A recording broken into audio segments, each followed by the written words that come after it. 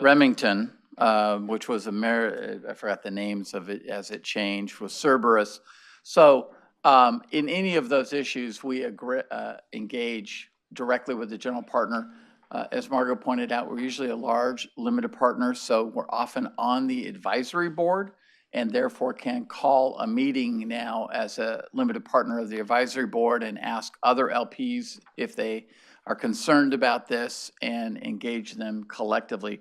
But in most cases, the key is building a coalition of a lot of other LPs to care about it. If we're the lone voice, then it's very hard for us. All we can do is question the GP, hold them accountable, and we have ratcheted up from there are times where the staff will write a letter to where the staff will actually go, or in many cases, I have traveled and met with them regularly to drive home the point about our point of view on an issue. I think of particularly the firearms, pesticides were probably the key top examples. I think also, Fiona, there are times where issues have been brought to us in public where we as a committee have been consistent and very explicit, where we've asked our staff to communicate with the other party that what our expectations are really simple and clear. We expect all workers to be treated with respect and dignity and to be working in a workplace in which they feel safe and valued. We believe that that's not only the right thing to do, but it's a good business practice as well. But that's the tone we as a committee have taken, and we've asked our staff to engage at the appropriate levels. And on a few occasions, we have met with some of the LPs, but traditionally, we haven't, as a committee, thought it would be appropriate and have been advised legally that it wouldn't be prudent for us to go beyond what we have done. Okay. Great, this has been very helpful, so thank you. Sure. Harry, I would just add, so the board's had knowledge, the ESG policy, what we used to call the 21 risk factors, is almost always an attachment to our side letter. Because we're in a partnership and it's a blind trust, we don't know what they're going to buy. We just make them aware. And in some cases, I think the team's able to negotiate an opt-out. That, for instance, I'll pick on a tobacco company. If they desire to buy a tobacco company, they acknowledge we might want the right, and then they have to go through the mechanics of how would we do that. So they at least acknowledge our 21 risk factors, but they won't be bound by it because they have all these other investors who might have different views. So, thank you. Betty? Thanks, Harry. I think I want to ask the question that Dana touched upon and also Treasurer Ma touched upon, just to get a better understanding. So when you're referencing long-term partnerships, longer-term partnerships here, how do they compare to the, I guess, the 5 to 8 year cycle of our current private equity investments? So this kind of gets into the benchmark, which is going to be the next topic. Okay. But briefly, the concept there is that traditional private equity is a very high return, high risk proposition where you're trying to hold a company for those 5 years when it's going to increase in value the most. And usually there's some sort of transformation involved. Either you're going to change management, you're going to invest more in IT, you're going to make strategic acquisitions or divestitures. But there's also a recognition now that there's a lot of companies that want to be and make sense to be public, but they're not going to go through that transition. And so you may not get the quite as high as return as in traditional private equity, but you can have it hold them for longer. Mm-hmm. And there'd also be less risk. Yeah. You would typically also put less leverage. And is the less risk also associated with the types of companies that we probably would be investing in as well? It can be, although I would say they're both pretty much any industry or company could be privatized. It's more about this transformation where they are are they ripe for a value inflection point? It might be a company's value is going up 12% a year and you just hold it. But in private equity, you might go for one where you're trying to double the value in 4 years. And so you generally, it could be the same company later in its life. Okay. And I know, oh, I'm sorry, Steve. Steve Hart, McKean Investment Group. A couple of ways, it's a little bit what I'm going to talk about in a moment, but it's a newer investment strategy that's in the marketplace. And I would characterize it as having two particular features. One is the particular investment vehicle structure around it. Tends to be, take the name for the longer dated, they tend to hold the investment longer. They might be 15 or 20-year investment vehicles as opposed to a typical 10 to 12-year life. Also, in recognition of some of the less operational intensive nature of what the GP is going to be doing to the investment, they often typically have a lower fee structure. It might have a little bit less management fee, a little bit less carry. So that's on the structure side. And then the other part, just in describing, well, what's going to fit in there? What's going to be something that's going to be an appropriate investment? And it can be, generally, if you're thinking about making that investment, wanting to hold it for a long time, it's a kind of businesses that you can go to sleep at night well, thinking it's going to still be, a valuable enterprise next year, the year after that, year after that. So that's the concept with that. Again, it's each manager that's deploying a longer dated strategy might have little differences on that, but the idea is that that it has longer dated vehicles will tend to have a little bit different structure to them, longer vehicles, lower fees, and that the investments go in them tend to be one that you could think maybe have less economic exposure risk. They might be just longer hold, you hold it for a longer period of time and not see much value change in there. And as Margot mentions, generally they put less leverage on the vehicle, on the investments as well. Okay. And then is there an opportunity, and I'm just trying to kind of get these strategies in my head. Is there an opportunity for co-investment in these longer term strategies? There is, and we have made co-investments already. Okay, Yep. good, thank you. Thank you, Betty. Bill? Thank you, Margot. In those instances where you said you're going to invest, you may invest with a sponsor that has a traditional private equity fund and a real estate fund. Is it ever possible to negotiate better fees when you're going into two different funds? Well, certainly, the co-investments are no fee, no carry, but if we're talking about the funds, there are discounts sometimes across the platform, and we do have that in several instances. Most notable is Blackstone. Blackstone is our biggest relationship in private equity. I don't know where it ranks in real estate. It's been rising, I think, and we get quite a significant discount.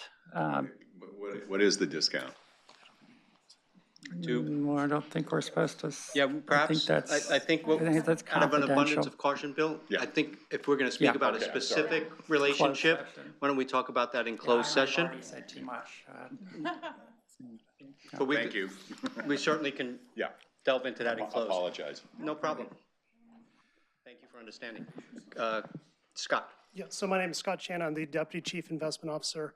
And I just wanted to acknowledge Bill's question. It's a very insightful one, and it's something where I believe that we'll be doing a lot more of. We haven't talked about this yet as part of the collaborative model, but certainly in many circumstances, we have the size and scale and relationships across the classes where we can work with our partners and jointly agree on numbers, numbers being the types of business we might do with them, with different breakers of fees, and there's a lot more that we can leverage.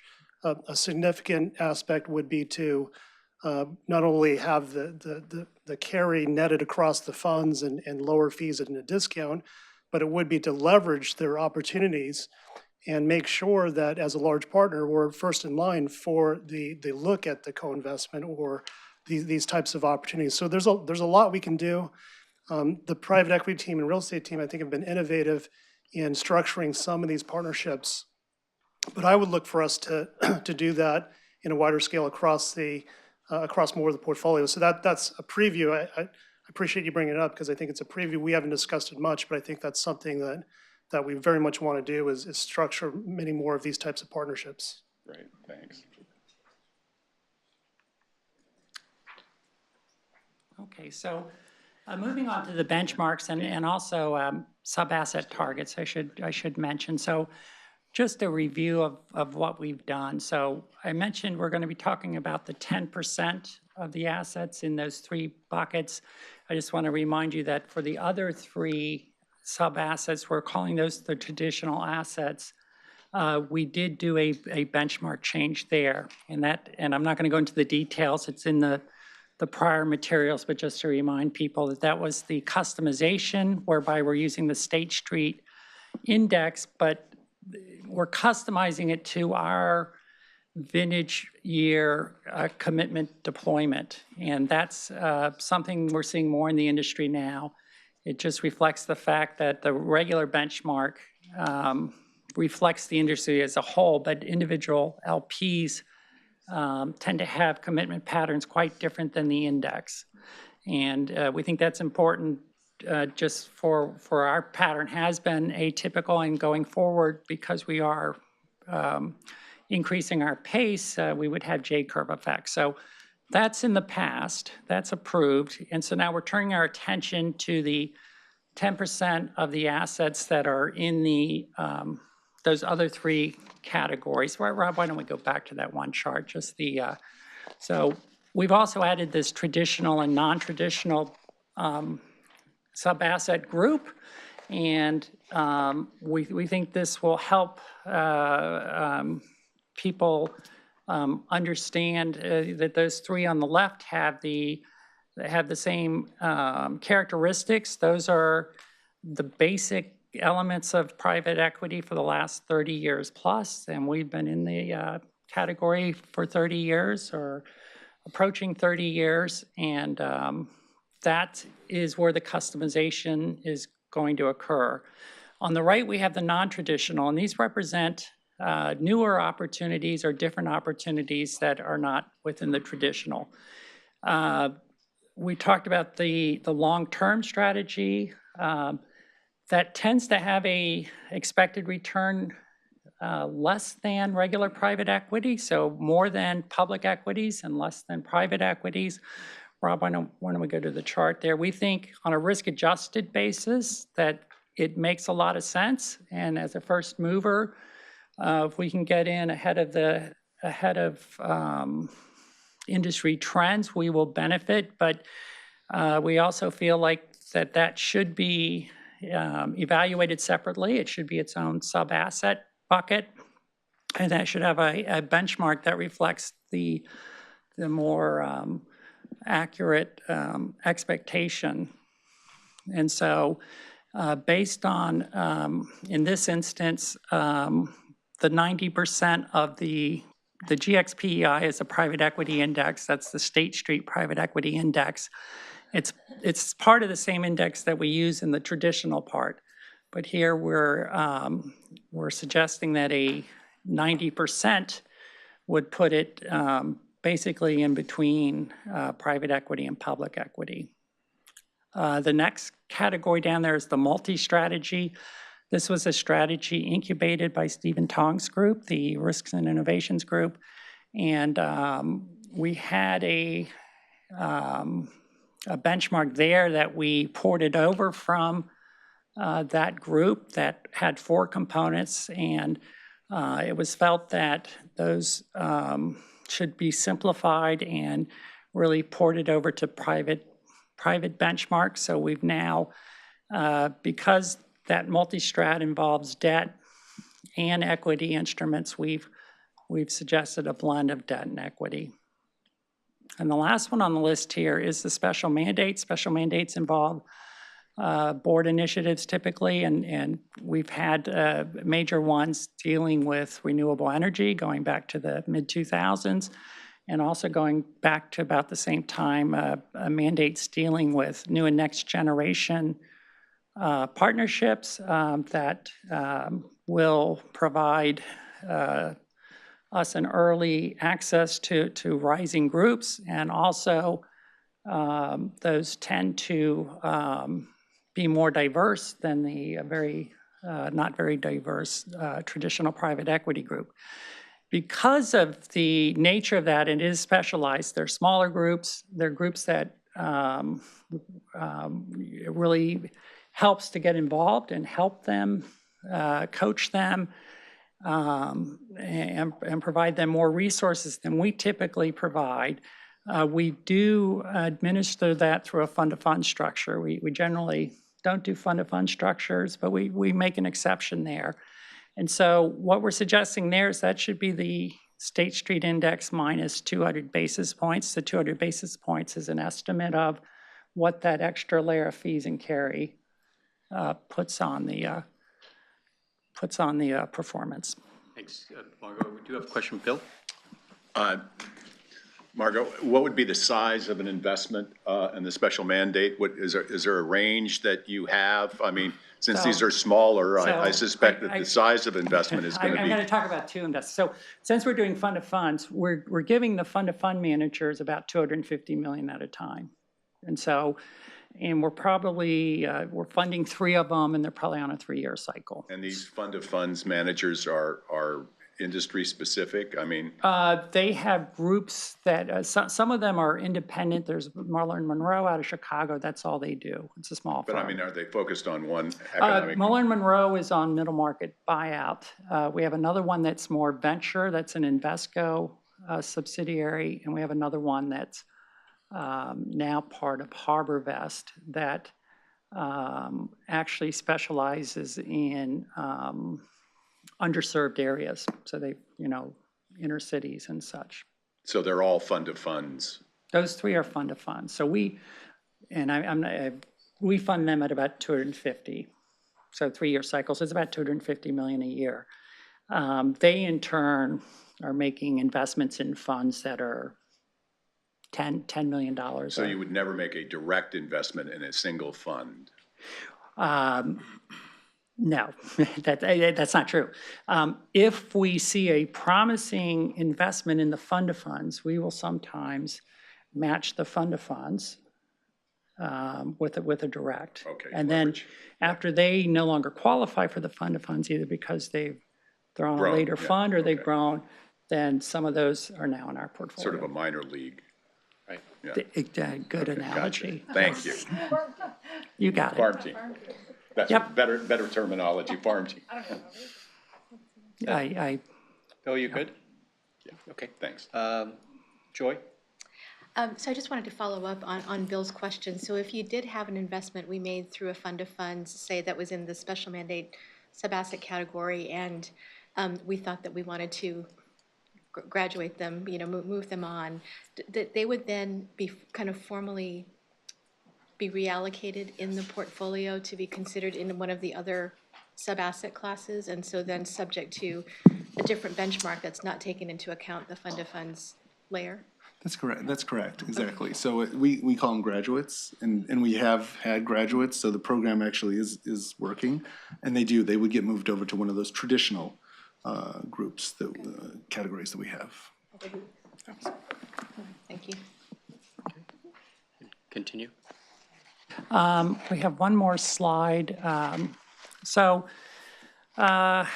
And this, we have sub-asset allocations, and we have, and it takes a long time to get to a target, and it's really hard to get on a target with illiquid assets such as private equity. But we do have targets that we strive for, and we do update them.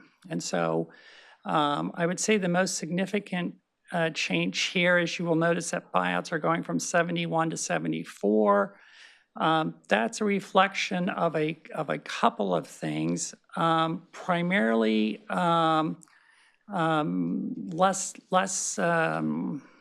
we're seeing some lesser opportunities in debt. Also, we're trying to increase our co-investments, and as we increase our co-investments, we see that as primarily buyout. So, and interim targets, in I think all cases, just reflect the fact that we are moving closer to the long-term target. We have none going counter. I do have a question on this specific slide. How would this slide, if we could put that slide back up, that one right there, how would that compare if you were to look at like Ontario teachers or New York teachers in terms of how they distribute throughout private equity? Would it be comparable? Would there be? I think like funds, we're not atypical for a large public pension plan. So I think, I think a U.S. public pension plan, large public pension plan is generally going to look closer. I'm not sure how the Canadian funds would vary. Foundations and endowments will have a much higher venture category. It totally, for a lot of public pension funds, they don't do venture anymore, so they might have a higher weight between buyout. Debt-related may not be sitting inside private equity specific, so they have different groups. So it's hard to compare apples and apples in this area. And then a lot of the Canadian funds are starting to do more direct models. For example, Ontario Teachers launched a venture capital program that they're actually doing direct venture capital. So it's going to be very based on the strategy. That was the origin of my questioning, and maybe it's something I can speak with you a little bit offline relative to longer term, why we would or wouldn't pursue something like that, but I don't think that's appropriate. But Rob, that your point was the origin of my question. Yeah, and I think actually it ties to where we're going with the collaborative Yeah. model. So I think that question is very relevant for the broader discussion. Okay, thank you. Is there anything else, Rob or Margot, that you had to present? That's it, Harry. I would like for the committee and for the record, Steve, if you could just summarize the Makita memo on INV 135 or just overall comments on the presentation and the actions that we're asking to be taken on INV 95. Sure, happy to do so. As mentioned, our memo on INV 135.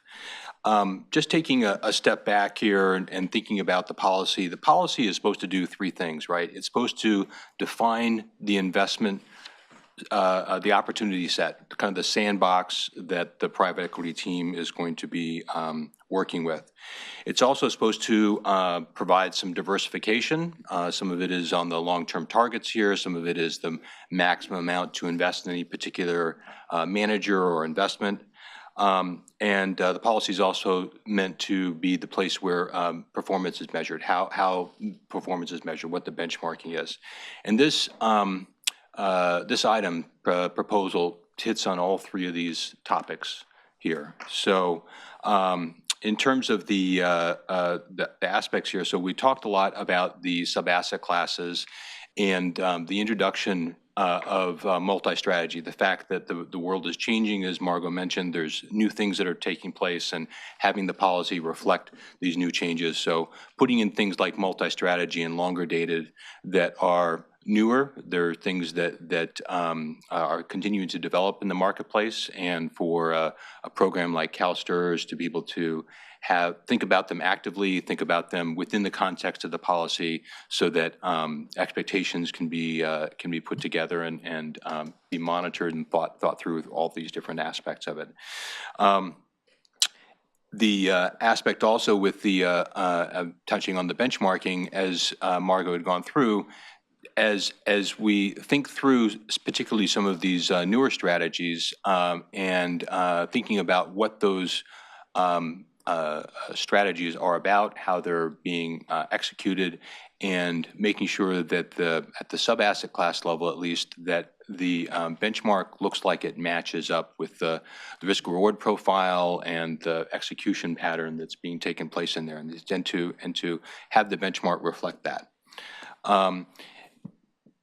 The next topic on that is thinking about the co-investments. It was mentioned in here, and again, as the marketplace develops, thinking about that the team has access to the appropriate investment set for them to consider in the co-investments, and doing that in a rational way. Dana mentioned about maybe also looking at investments that are being offered by GPs that CalSTRS does not have a relationship somewhere in its portfolios. That would be, you know, a further step, something that could be considered. But I think that the adjustment, the modification that's suggested in the modified policy here makes sense. It's being able to do investments with a manager that is known to CalSTRS, whether it's in the organization, in private equity or real estate or some other fashion, that offers an opportunity, just allowing the staff to be able to consider it, not saying that they will do it, but just being able to have that opportunity set to look at, given that opportunities seem to be coming from lots of different directions, and being able to reflect that. And then finally, with the special mandates, just one other thing there is, it was just kind of a nuance on there, but it was talking about the ability to do investments alongside those special mandates. So heretofore, the amount that the staff was limited to in order to be able to go alongside an attractive fund that might be identified by one of the special mandates manager was relatively small compared to the investment that CalSTRS is making. It was set maybe some years ago, well before my time. And as the program gets bigger, being able to consider what might be an attractive investment and just raising that limit up from $55 to $100 million. So I think that the adjustments and the modifications that are being reflected in the policy, there's a lot of colors in there, so it gets to be kind of confusing. But at the end of the day, I think it hits all three of the aspects that I was talking about here and does it in a measured and appropriate way. And as we mentioned in our letter, we concur with the changes. Thank you very much. It's helpful, Steve. Appreciate that. 3 people in the queue. Before we move on, could I ask Steve sort of a pointed question? As the board's consultant, are you recommending the change in the benchmark as reflected in change in the policy, independently of staff's recommendation? Yes. Thank you. Thank you, Brian. Thank you, Steve. Dana? So Margot and Chris, I just want to make sure I understand the benchmarking, and if this is, and maybe here I should ask you, are we still doing a benchmark education thing?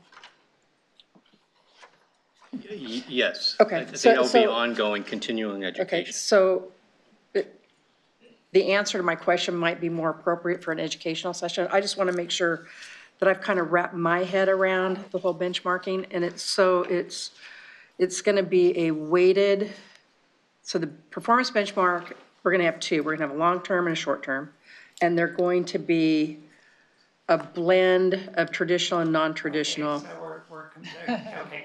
There's another layer of complexity that I omitted. Everything we've talked about so far, previously, in the previous meetings and this meeting, have to do with the short-term benchmark. So we've always had 2 benchmarks as long as I've been involved, since 2000.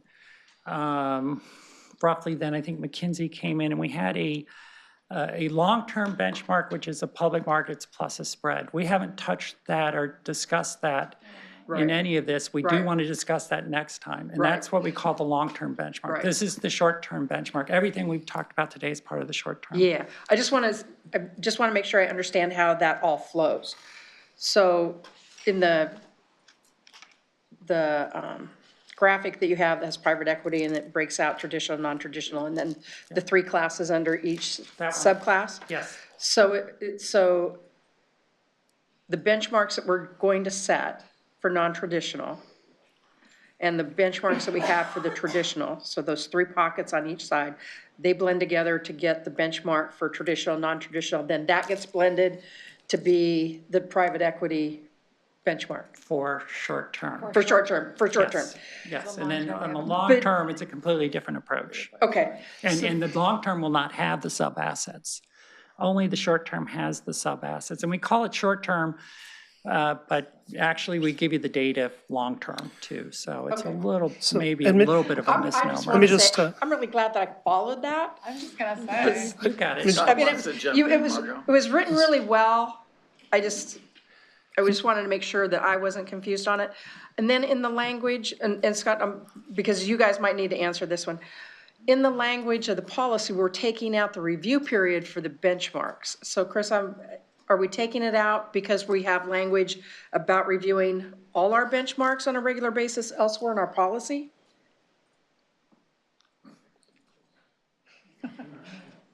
Where are we taking the language out about reviewing the benchmark? So it's, I'm sorry, it's on page, that doesn't happen very often that I get I to do think that. that if I recall, IMV 107, it's in, under the private equity, it's number 2, it says the appropriateness and validity of the benchmark relative to the private equity portfolio shall be assessed every 3 years to ensure ongoing relevance and data integrity. And so that's language that we're removing. If we're going to remove the review period, I just want to make sure that we have a review period for our benchmarks elsewhere in our policy. So when we were standardizing the policy, that was moved to what we're doing with overall benchmarks for the entire fund. And so we decided not to, not we, but the team Right. decided that that would be better placed overall than a specific asset class by asset class policy. So we're not losing that. We're going That's to have right. a regular review But it's of all going our to be benchmarks. standardized, right, I think. in the- Perfect, that's what I just wanted to Moves make it sure. up into the investment policy management plan that on a regular basis, we don't say exactly 3 years, but we'll always be looking at We'll be those looking at benchmarks. Okay, great, thank you. Dana, the only thing that I wanted to clarify between the two benchmarks is we've talked about the short-term benchmark and how that's being set. The long-term benchmark is part of the strategic asset allocation. We'll be reviewing those assumptions during this board meeting. We'll be ratifying a long-term strategic asset allocation for the private equity piece. And you typically, it's a equity index plus a spread. So that'll be revisited every ALM study. And if the board chooses to ratify those assumptions, then we'll bring forward ratifying that long-term benchmark to match that. So I just wanted to give you the full picture between the long-term and the short-term. I appreciate that, thank you. 2 other members of the committee in the queue, Keith and then Betty. Keith?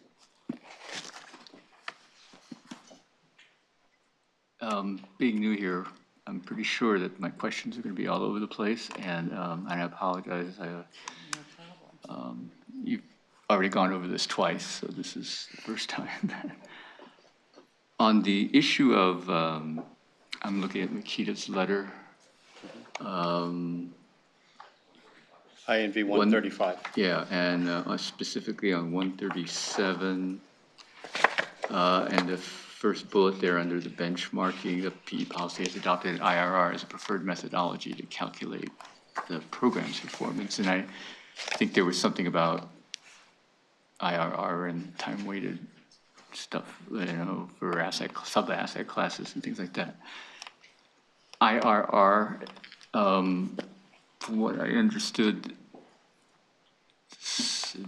IRR is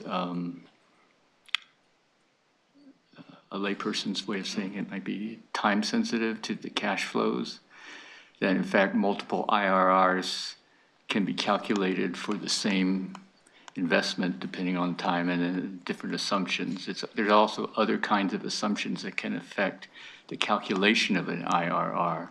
So if that's true, and who's calculating the IRR here, and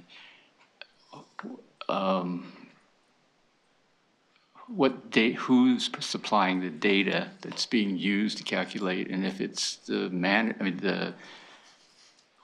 what do you call it, general partner, who's providing that data, and we don't have anything other than what the manager, the general partner is providing, how are we checking, or are we just take everything on faith?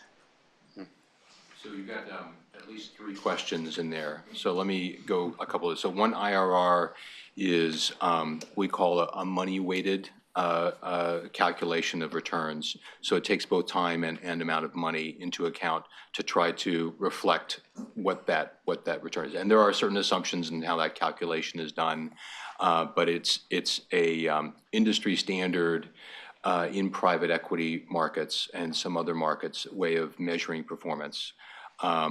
It is what we talk about in here. It's a peer-related benchmark in that IRRs are used by the State Street benchmark and things, and you might see in some other locations as well.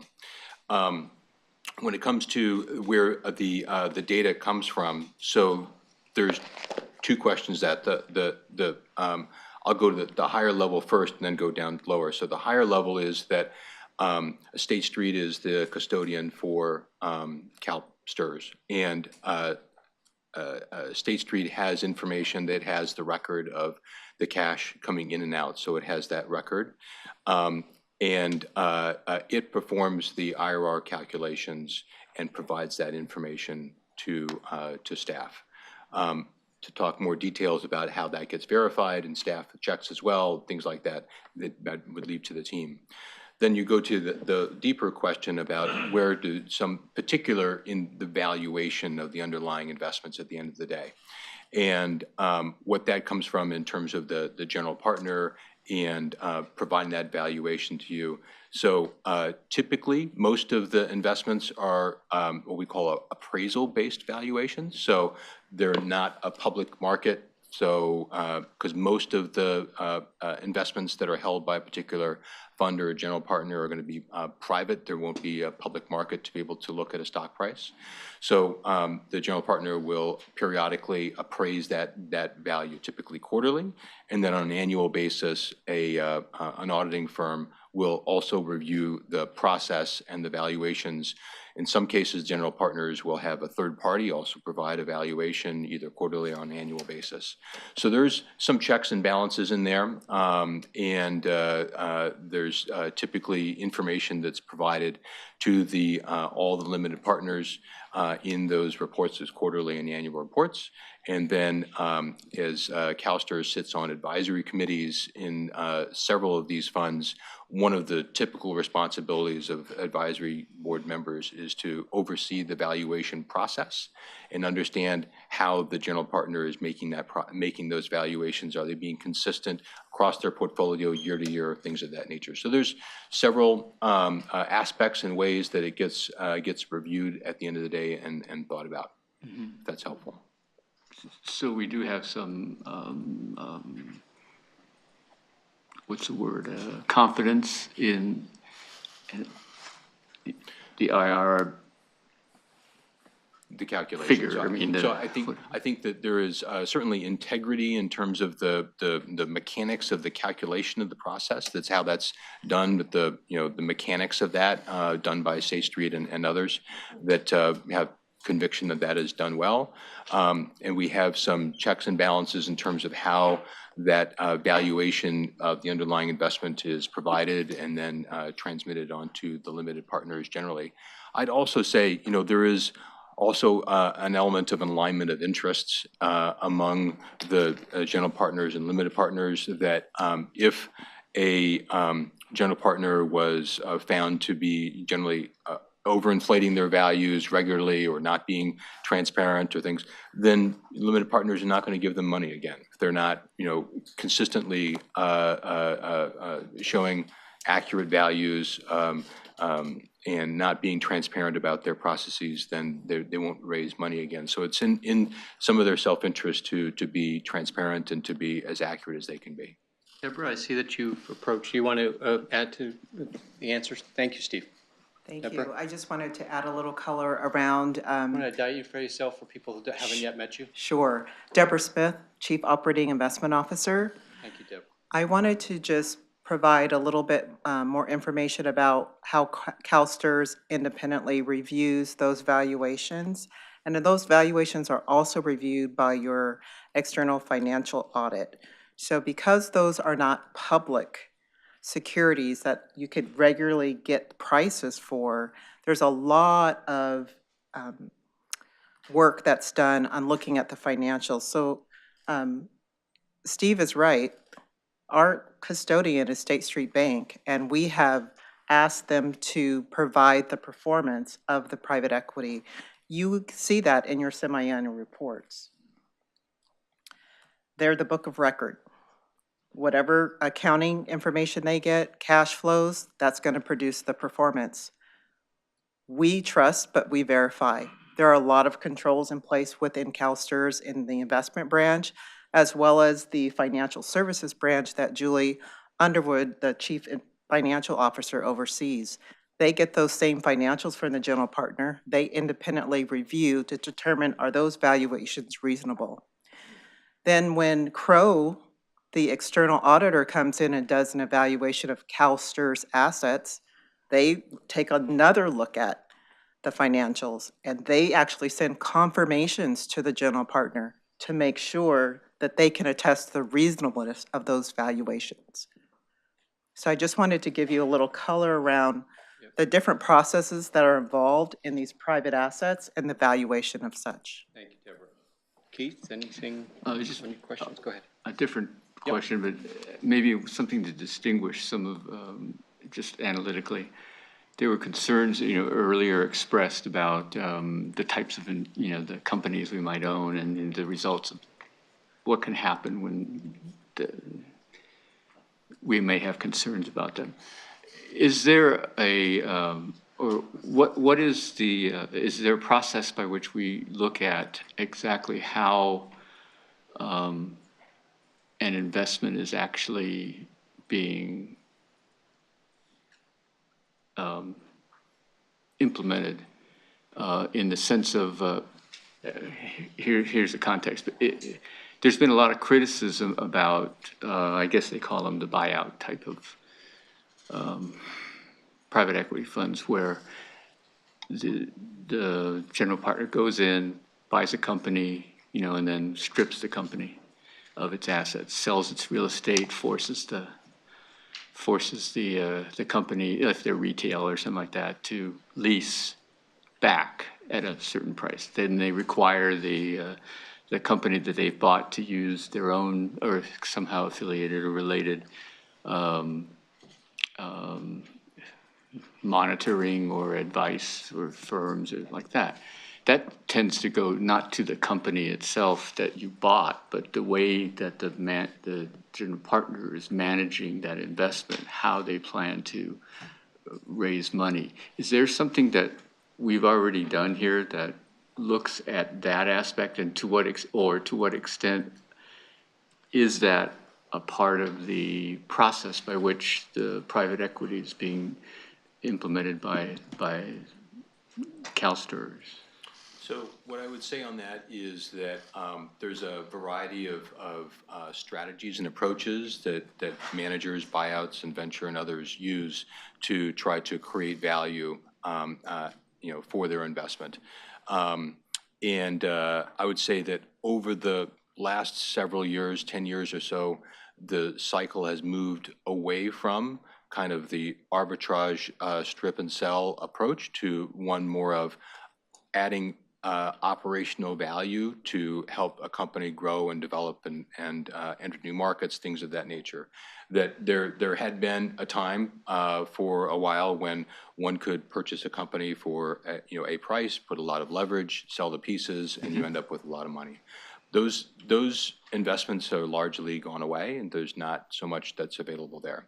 So that's just on a macro side. More specifically to your point about what happens at CalSTRS, I would refer to Margot and the team in terms of how they look at, as they are reviewing investment managers, they look at hundreds every year and think about what are the attractive strategies that not only look like they will provide financial performance, but also meet with the risk factors and the type of approach that they'd like to have here at CalSTRS.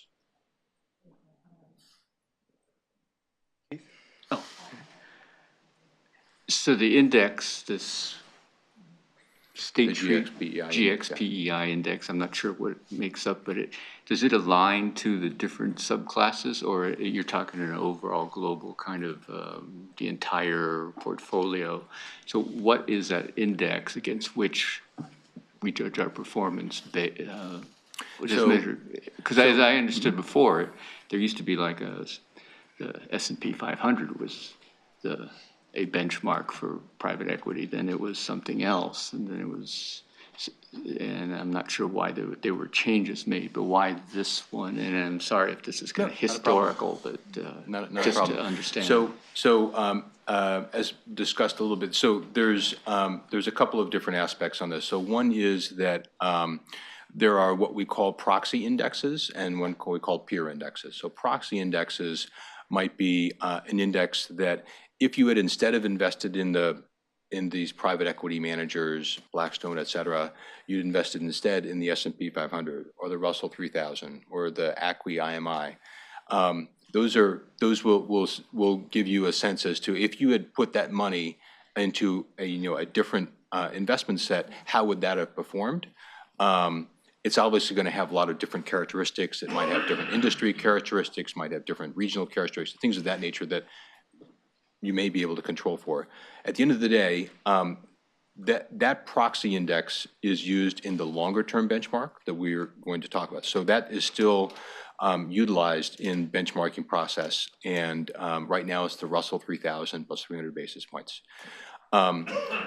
What the State Street Index is what we call a peer index, and the idea is that State Street has an attempt through their knowledge. They're a very large participant in the custodial and reporting place for lots of institutional investors. They have a very broad view of the private markets universe, and they are able to capture in their system a very large percentage of the private equity marketplace.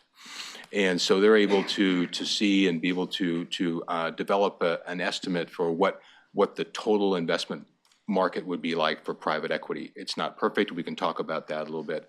Then they categorize that into three ways, into the buyouts, the venture, and the debt-related markets that will be sub-segments within that are being mapped to the buyouts, venture, and debt-related of the CalSTRS portfolio, because there's a lot of similarities, not exact, but there's a lot of similarities. So in order to look at the sub-asset classes, trying to select the most relevant portions of the State Street Index to compare it to. Thanks, Keith. Betty? Thanks, Harry. I really appreciate the robust discussion on the proposed policy revisions. But it dawned on me I should probably ask the question about whether, as we're poised to begin implementing the collaborative model, whether the policy and its revisions provide enough flexibility for us to embark on that. Or are we going to anticipate further changes to the policy? Yeah. Yeah, I think that we have designed the policy around the next iteration of the collaborative model for private equity, as Margot and Rob had been discussing. The largest piece of that implementation will be to further our co-investments. We began in, I believe, 1996 co-investing. We have a fairly long history. It's 7.5% of the NAV of the portfolio today, and likely we'll look to perhaps double that over the next 5 years. Good, thank you. Thanks, Betty. Seeing no one else in the queue, on INV 95, it's the staff and Makita are requesting the committee's approval on the proposed changes to date in the private equity policy, and then it talks about the long-term private equity benchmark coming back later. So certainly a lot of work, a lot of time, a lot of energy has gone into getting these policy revisions to where it is today. Private equity remains a complicated asset class, one which plays an invaluable role to us meeting our long-term needs of paying the pension benefits.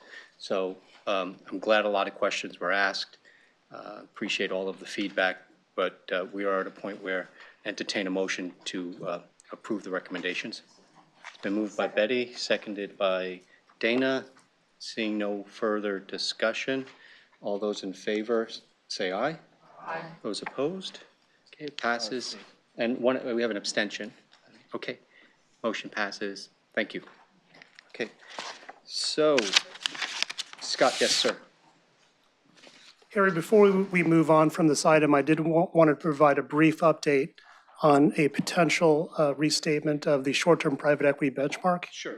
Can I do so? Yeah, come on up.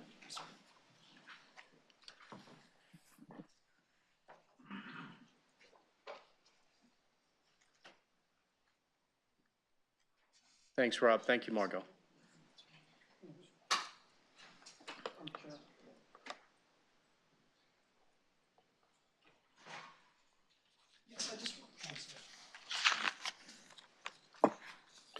I just wanted to provide a brief update, a verbal update on a potential restatement of the short-term private equity benchmark and to provide some color on that. We did catch an error in the benchmark, and it originated from a misinterpretation of our instructions to State Street, our custodian. So they implemented the incorrect short-term private equity benchmark. And from to frame it up properly, I just want to say that it's not it's a very minor issue, and this is why. Number one, it doesn't change any of the valuations or the NAV. The short-term benchmark, as you know, is a performance metric, and so we'll have a slight positive restatement. In other words, our private equity division outperformed its short-term benchmark. It outperformed the incorrect short-term benchmark. It outperformed the correct short-term benchmark, and it did so in a greater fashion. So we'll get we'll have a larger relative performance. Staff has reviewed this. Makita has completed their analysis on the calculations. So I want to put that in perspective and maybe quantify the minor issue to you. This has been, the incorrect benchmark had been in place since fiscal year 2017 to 2018 till today. And it created about a 54 basis points differential in that relative performance positive, again, which represents about, in the private equity benchmark, which represents on a total fund basis about 4 basis points.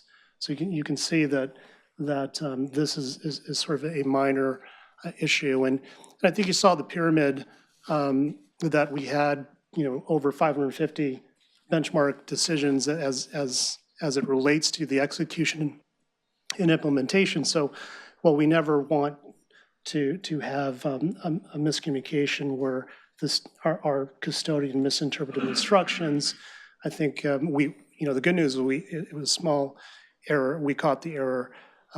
Deborah Smith in the COIO report that she'll do in closed session will talk about some of the internal controls surrounding this. I just want to provide a preview of something that's coming down the pipe. There's no board action that is necessary today. Our CalSTRS Human Resources, CalSTRS Legal Division, our consultant are tying up some of the details, as you can imagine, with the restatement regarding taxes and W-2 forms, et cetera. So they'll be bringing that in July, and that will be an item to where the board will be more involved. In the comp committee, yeah. So an accurate summary would be that there was an error made. The error was identified. The error was small, relatively, it was small, and that you're disclosing it to the full committee and it's being remedied. Perfect, great. Yes, Alan. Yeah. It's just important to keep in mind, there was no change to the value of the portfolio. Right. There's no difference in the dollar value. The only difference is in terms of relative performance. And I just want to make it very clear, there was no loss of money. There was just a misstatement in terms of the relative performance. I appreciate that and the transparency and disclosure. Bill, and go ahead. Scott, what impact, if any, would that have on any other aspect of decision-making that we might have to make? Well, as Jack had mentioned, this will come to the comp committee, and the short-term performance benchmark measures the relative performance or outperformance, in this case, of our private equity division versus its benchmark, which has increased. And so there may be a decision to make in terms of the restatement and its the subsequent consequences on compensation. I don't know. So we'll put together a schedule of each employee for you for the next meeting in the comp committee and show what that financial impact would be for each person. The board has approval authority for the incentives for Chris and myself, and then it's delegated to myself for the subordinates, but we would bring it together as a one whole package to you before we move forward with anything. Okay, great, thank you. Thanks, Bill. Thank you, Scott, for the clarification. and disclosure. Thanks. Helpful. Which brings us to item number 7 on the agenda. And it's the asset liability team. I believe Geraldine's going to lead this item.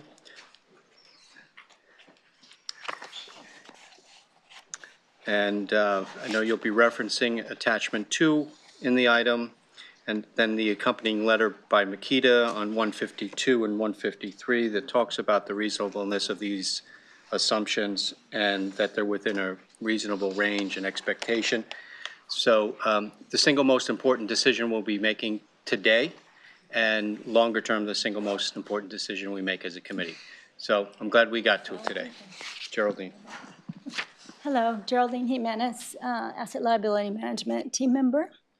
We're going to walk through a little bit of history here. We're obviously on the 3rd step.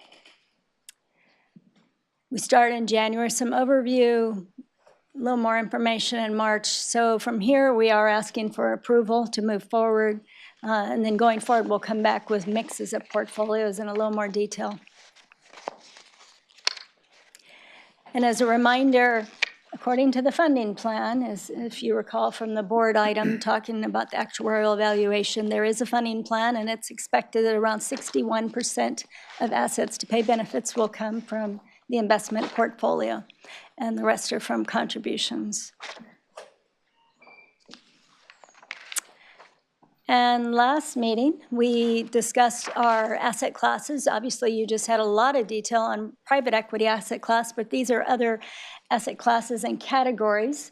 This coincides a lot with how our organization is structured. But for this study, we actually are going to simplify and group them together into strategic classes. And these strategic classes will focus on the impact they have on the portfolio and hopefully make the decision a little more simpler. So as an example, the green, the economic growth, gets us to that 61%. We want that growth.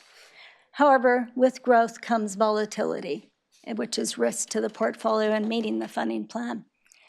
Real assets, obviously, they have inflation protection and income, as well as diversifying. And diversifying then provide income, liquidity, and they act differently. When the growth assets are growing, they don't generally do as well. And sometimes actually diversify, meaning act in the other direction.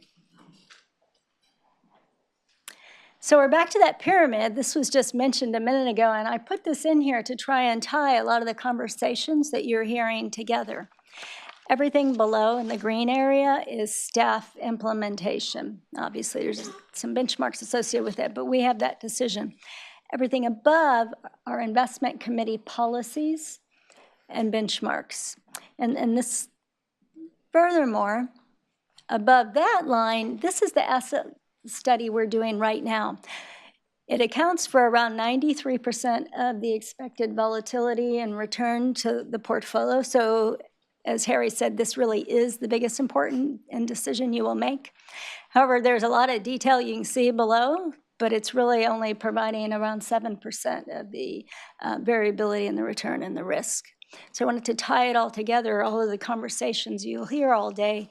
And we literally are talking about major asset categories and how you weight them in the portfolio.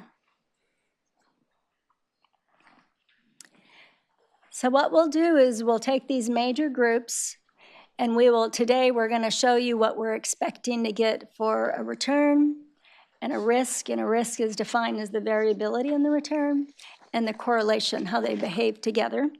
And as Harry mentioned, attachment 2 is key. That's where our estimates are that we'll ask for your approval. Once you approve that, we're going to go mix them up and come up with different portfolios for you to discuss. So now I'm going to turn it over to Josh. Great, thank you. I'm Josh Diedisch. I'm a portfolio manager leading the risk management team, and Geraldine and I work together on the ALM, coordinating all of our internal work and the work with Makita. So we wanted to give you just kind of a visual picture of what this process looks like. We talked about it a little bit in the memo. Makita references this idea in their memo as well, sort of this comprehensive process that we go through to build these assumptions, because these are essentially the core building blocks for what we're going to show you over the next 3 meetings after this, with different portfolio allocations and all the risk and return and liability implications of all these different portfolios. So, this whole exercise of coming up with forecasting, we talk about, the difficulty of predicting the future, and it's extremely difficult in this area and with asset class returns especially. So what we really try to do is have a process of coming up with reasonable assumptions, and so it involves a lot of different pieces, sort of economic modeling and collaboration internally with the asset class teams, and putting assumptions together sort of in the context of historical experience, what the rest of the market sort of expects, working with Makita. They do a lot of their own work for other clients and see a lot of what's happening in the market as well. So we can sort of take all of this knowledge that we have both internal with Makita out in the market and sort of put all this together to try to come up with the most reasonable assumptions that we can across the different asset classes. So one of the things just inherent in all of this is the idea of risk and uncertainty, and we talk about it in a lot of different ways, and it can be a difficult thing to explain. So, and to try to visualize, so we tried to come up with just one example to kind of give you a visual example of what this ends up looking like. And so we have an example for the, in this case, the global equity assumption, where we have a long-term assumption of a 7.5% return for public equities. Now, if we lived in a world of perfect certainty and no risk, where we knew exactly what the future was going to hold and what that return would be, we would earn this 7.5% return year after year after year with no sort of variation around that. But of course, we don't live in a world like that, so we have both risk in the market, with the business cycle, uncertainty in what these numbers are actually going to be. And so while we expect this long-term return to be 7.5%, what we're actually going to live, say, over a 20-year period, could look something like this, where you have a bad year and an up year, and sort of over time, the market's going up and down, and all these different possible futures that we could experience. And the thing I would emphasize is that all of these different, sort of volatile paths are all consistent with the assumptions that we're making. So these are all reasonable in sort of what we're expecting. So we live in something that looks a lot different than sort of this no risk, perfect certainty world. And even over time, so, we sort of talk about, the idea we are a long-term investor and what this sort of volatility means over time. As you look out, sort of this is our sort of year after year 7.5% return.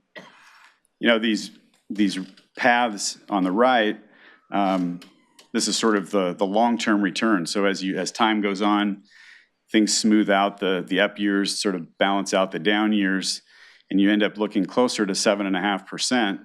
And so these are just the long-term returns that you see from the left-hand side.